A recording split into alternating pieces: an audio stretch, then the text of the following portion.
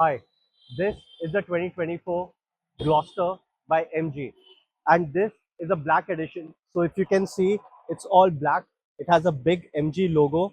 I think this looks better than the chrome. Yeah, it has the red lining here. Also the lights here. You can see the red lining here, which looks really awesome. This shade, I love it. It's metallic gray. So this is a boot.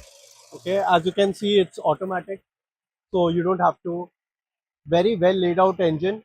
It's a 2-liter twin turbo engine. That's why I said it's very powerful. There's not much of lag for city driving, but you cannot compare this engine to a BMW or a Range Rover engine at all. Just see how long the car is.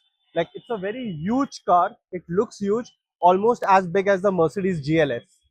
Here we have very big wheels which are very cushier, and this is a 19-inch alloy wheels, and it's all black, again all black to give it that sporty look. Now behind it you have the rear wiper as well, okay, which are visible. You have the MG logo again. You have the Gloster written again, but this time because this is a black edition, it's written in black. So otherwise the normal Gloster which comes all glossy looks too much of chrome. Here we have the chrome, yeah, and here we have the red line again, and I think this looks wonderful. Here is the boot. So it's automated boot which comes out. If you can see here, yeah, you have, this is a 7-seater, proper 7-seater SUV. This is a boot space what you get, which maybe you can keep 3-4 small bags. I don't think a suitcase can even also come here. So to have more space, you just have to pull this and just recline the seats. Same here, you just have to pull it and recline the seats. Now this is not electronic at all, but it's very fast, it's very quick. Now you can see the boot space.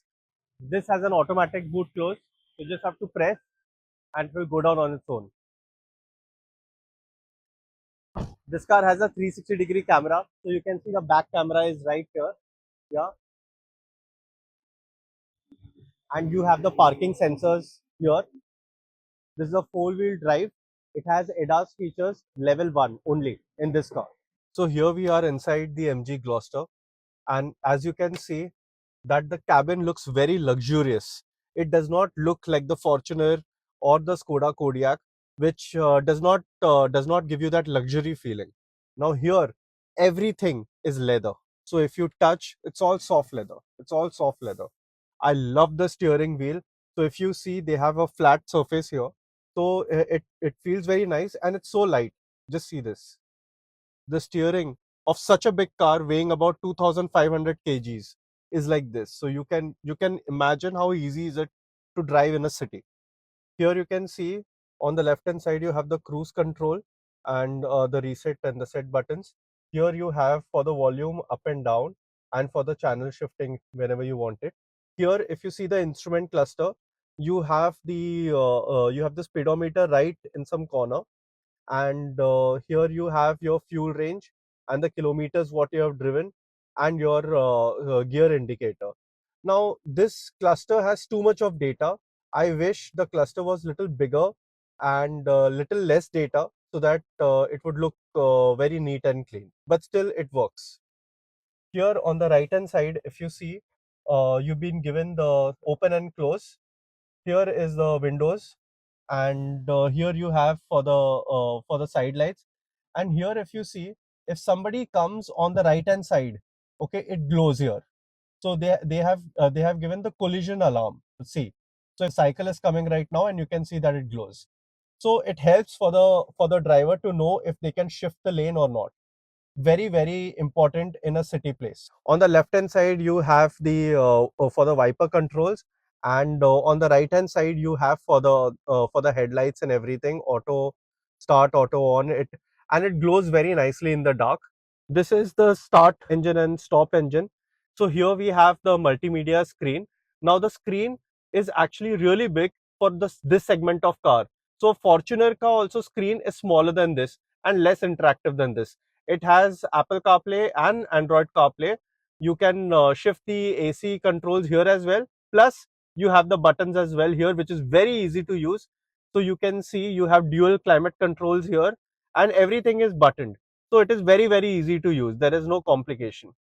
Here you have the USB cable and a little bit of storage. And here is the gear selector. So this is the shifter, so it's pretty easy to operate. Here you have the auto hold, and here you have the differential locking because this is a 4x4 car. Here you have the parking mode, and here you have the selector: snow, mud, sand, rock, according to wherever you are stuck. Yeah. And you also have the auto hold, so if you want your car to stop in when you're stopped in a signal or something like that, you can switch it on. Otherwise, if you want your car to be functioning according to your accelerator, you can just switch it off. These are the two cup holders which they have given, and here you have a big storage place, a very big storage place. But I love these. Okay, these gives you a good support while you're driving, and it's a little high, so it's very comfortable. Now, if you see me in the car, I'm very high in this car, very high, maybe higher than a Fortuner, maybe higher than a Pajero, and definitely higher than my BMW X7. So this is a very high car. So you can see very nicely, very nicely. And also one more thing, just notice here, you have been given glass here as well. So your view is not obstructed anywhere. Like, I would say, I would give this car a 10 on 10 for the driving pleasure and the ease of driving. You can see everywhere, you won't be left with a blind spot at all. Now here we have our sunroof. Now the sunroof is huge, and this is for the boot opening and closing. It's all automatic. Here you have the lights, okay, and here you have the reading lights. These are the sunshades, which are pretty big, so it will restrict a lot of sunlight inside. And this car has about 9 to 10 airbags, so very safe car to drive. This is the back door, is the second row of this SUV. Now here it's a very simple, it does not get sunblinds at all, it does not get sunblinds, so you have to maybe put some curtain or something like that here. Here you get the operation for your window up and down. Yeah, here you get decent size cup holders. Now, since this is a very high car, the way to get in, okay, it opens up wide.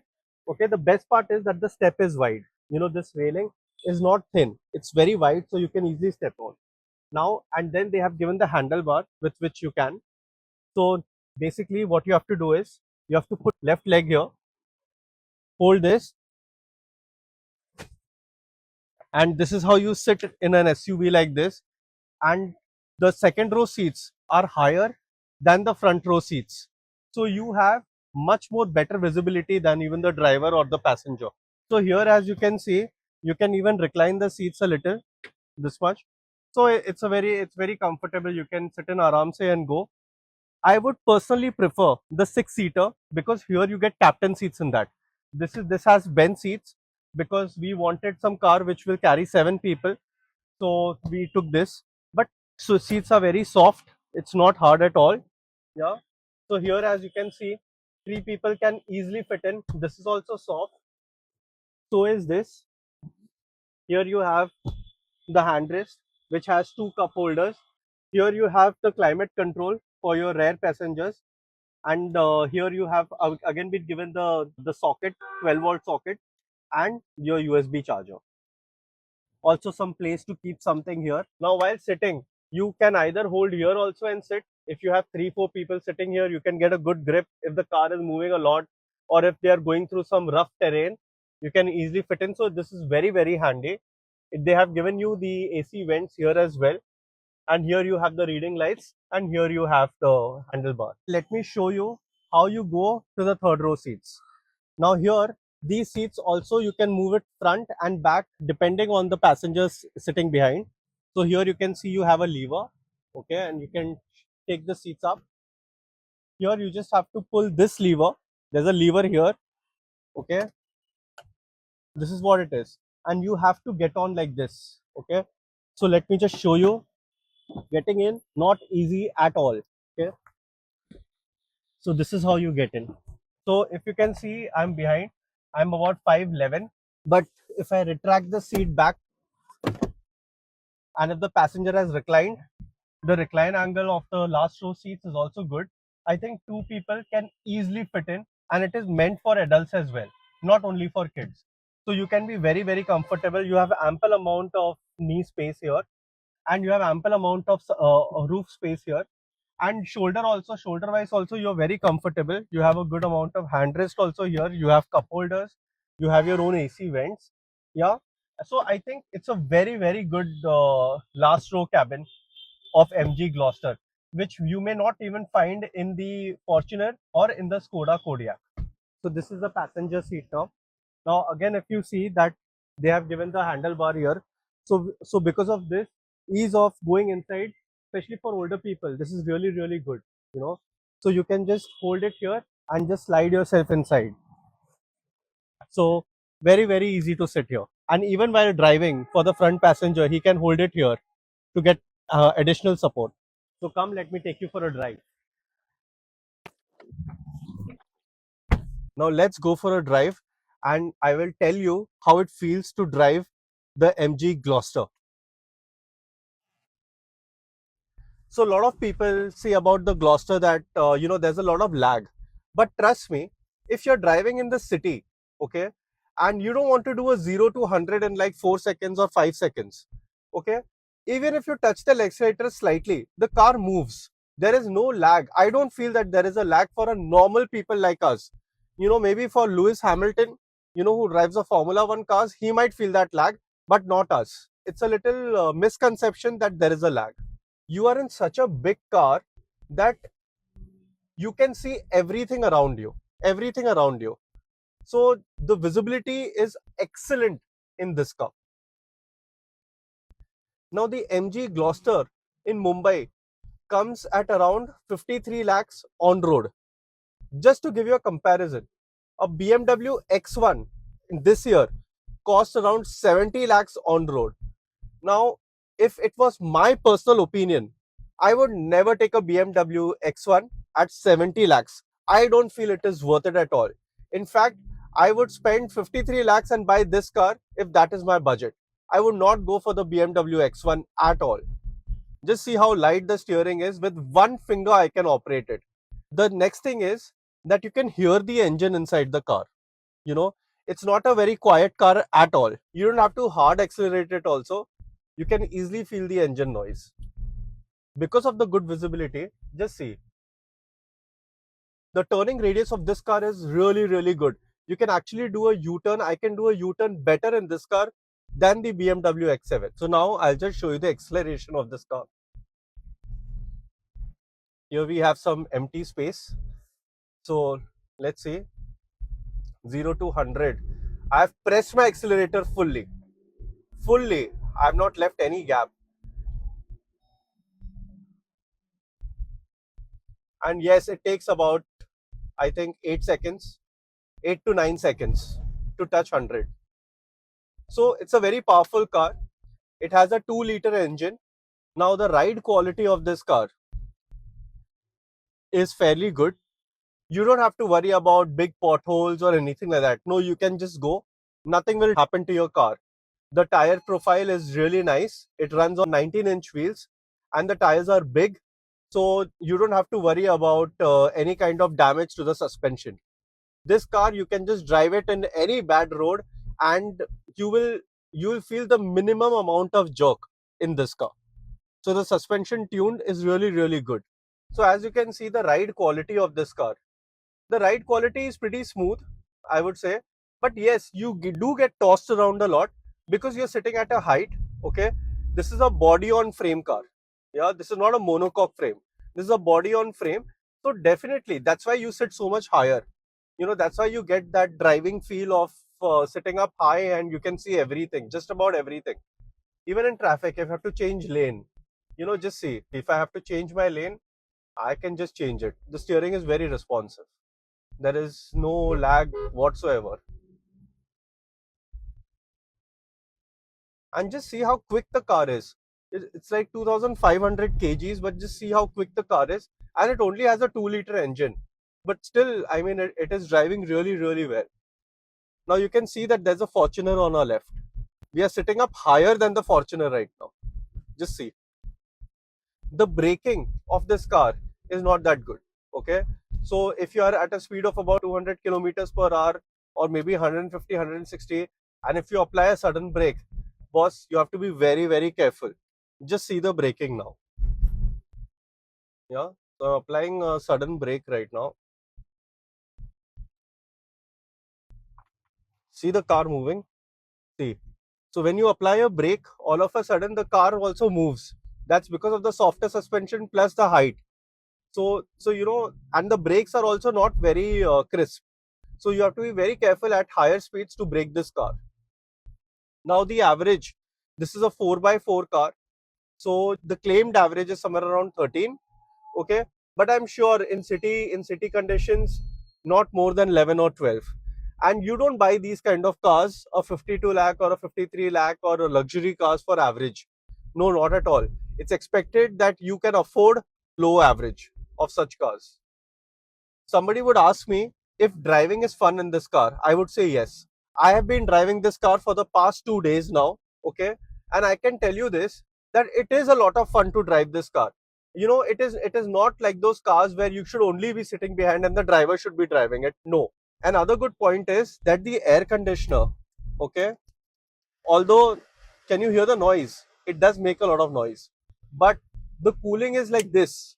Such a huge car inside, even if you have the sunroof open, you know the sunroof shade open, and even if you have the sun coming inside, the cooling is like this. Yeah, though the AC cooling is very, very quick in this car. Horn is very meaty. Like if you press it, everybody will move. They would know that something big is coming from behind. Fortuner, yes, it's the nearest competitor to this car. But what I personally feel is now Fortuner is too overpriced and it is not worth 50 to 60 lakh rupees on road. No, it's not worth at all. Another good part about this car is that when I'm sitting, the seats are wide. Yeah, I have a nice amount of handrest. Yeah, the height is really good. So even in very small spaces or tight spots, or in traffic conditions, driving this car is so easy because you can actually see the bonnet, man. You can see the bonnet ka end. You don't even need that mirror also there, which will help you to park a car or whatever. You don't even need a 360-degree camera. By the way, this has a 360-degree camera. Yeah, but the camera quality is not good. And in the night, though, the camera quality is horrible. It is full of grains. Yeah. So I think MG needs to work on the camera quality of this car. After driving the MG Gloster, I can tell you that I love this SUV. I really love this SUV. Not only it is good for the passengers, but also it gives you a very good driving pleasure, and it is a lot of fun to drive, especially because of the height of the car and the way you feel like you're driving a big car. You feel strong, you feel macho and stuff like that. And even I'm telling you, for women now, I'm telling you, if you're a buyer of an SUV, if you love SUVs, go and drive this car, and I'm telling you, you would really like it. If your budget is somewhere around 50 to 60 lakhs, go buy this car. You would enjoy it. Enjoy it. I hope you like this video. Do subscribe and do let me know if I can do something better in the next video. Thank you.